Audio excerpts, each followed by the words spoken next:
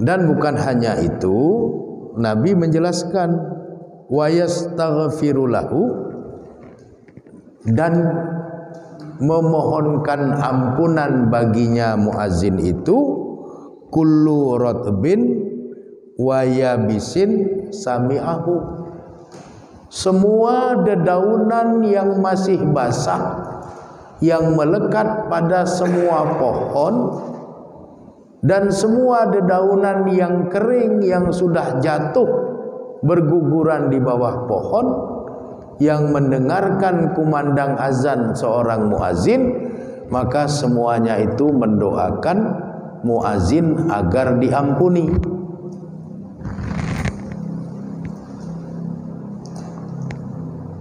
Jadi begitu muazin selesai mengumandangkan azan, Allah mengampuni dosa-dosanya. Ditambah lagi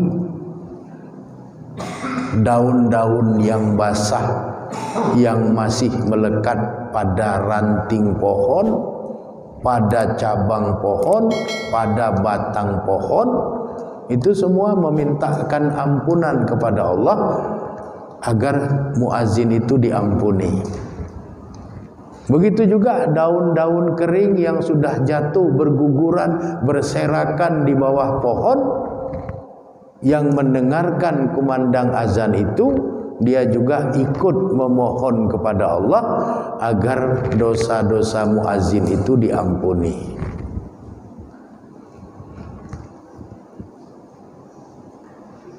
Ini kan sesuatu yang betul-betul luar biasa.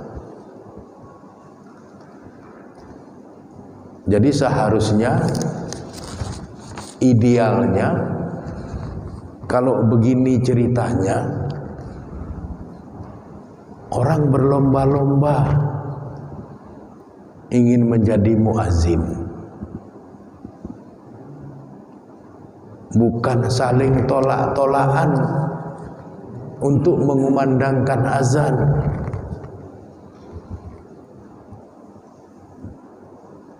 Karena kadang-kadang kita prihatin,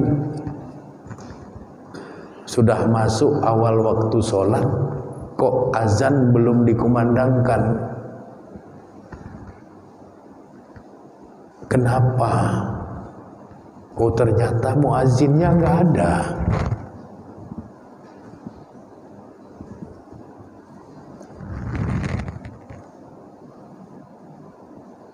Masjidnya bagus, musolanya bagus, suraunya bagus, tapi sepi dari kumandang azan di waktu-waktu sholat yang 5 waktu.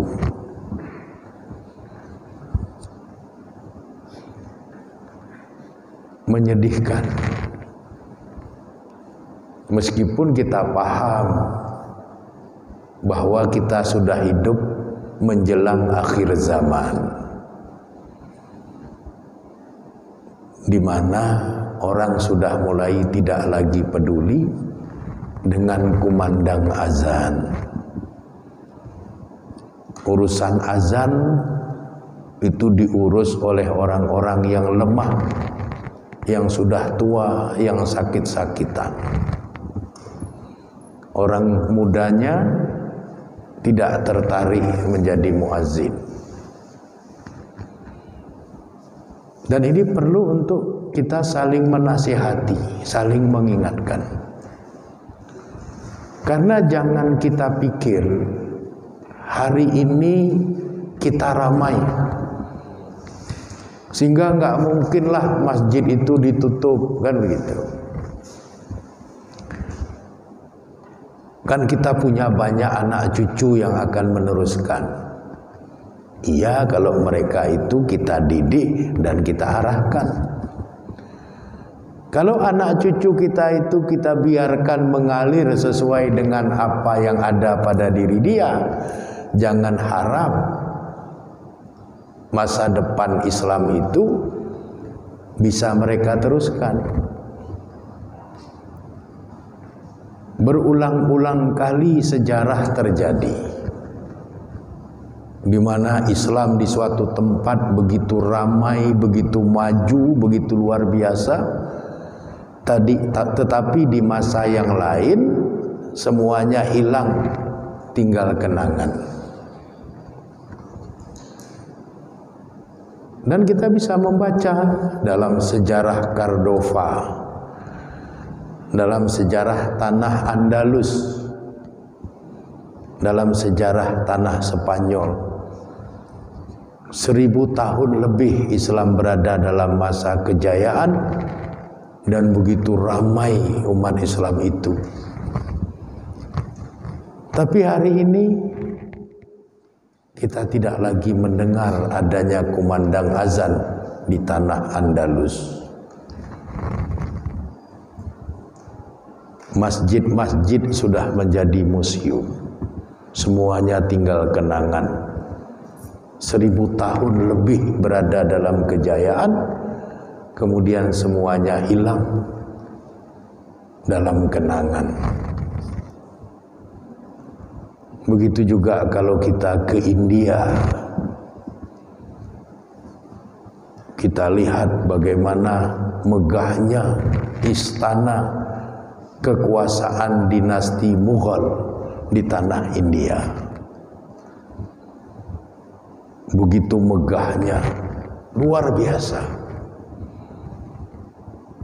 Benteng istananya itu menjulang tinggi dengan ketebalan tembok sampai 10 meter ke atas, 20 meter ke bawah.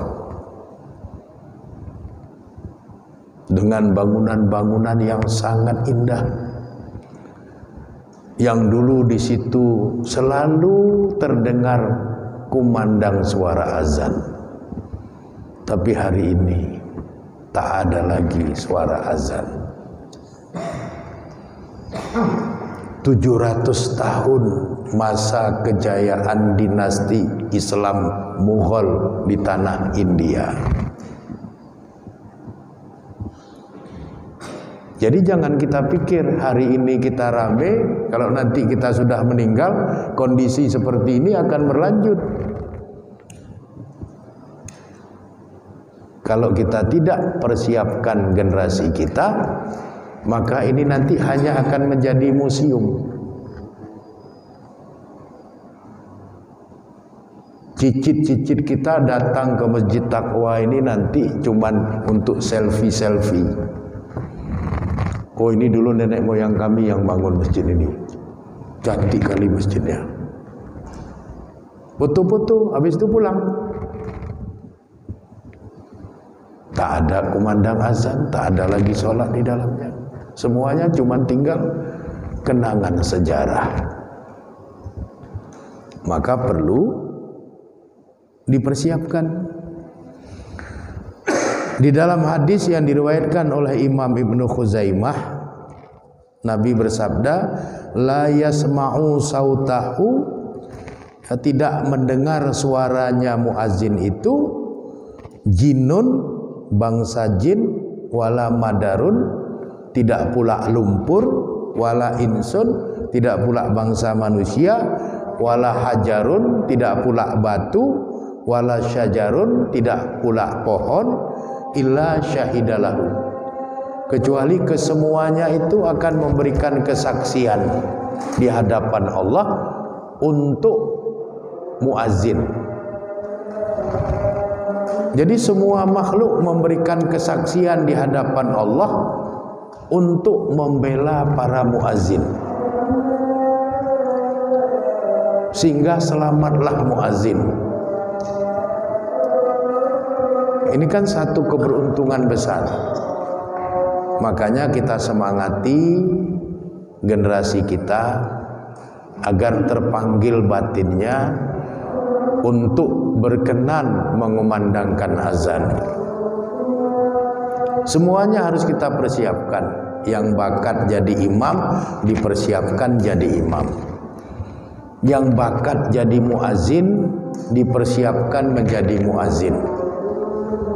Yang bakat merawat masjid dipersiapkan untuk merawat masjid, dan seterusnya. Karena segala sesuatu yang tidak dipersiapkan itu tidak akan pernah bisa terjaga dengan baik. Jadi inilah Bapak-bapak dan Ibu-ibu serta anak-anak kami yang dirahmati oleh Allah Subhanahu wa taala, betapa pentingnya, betapa mulianya, betapa terhormatnya muazin di sisi Allah Subhanahu wa taala dan juga di sisi Rasulullah sallallahu alaihi wasallam. Mudah-mudahan generasi kita peduli dan mempersiapkan diri mereka untuk berkenan menjadi muazin.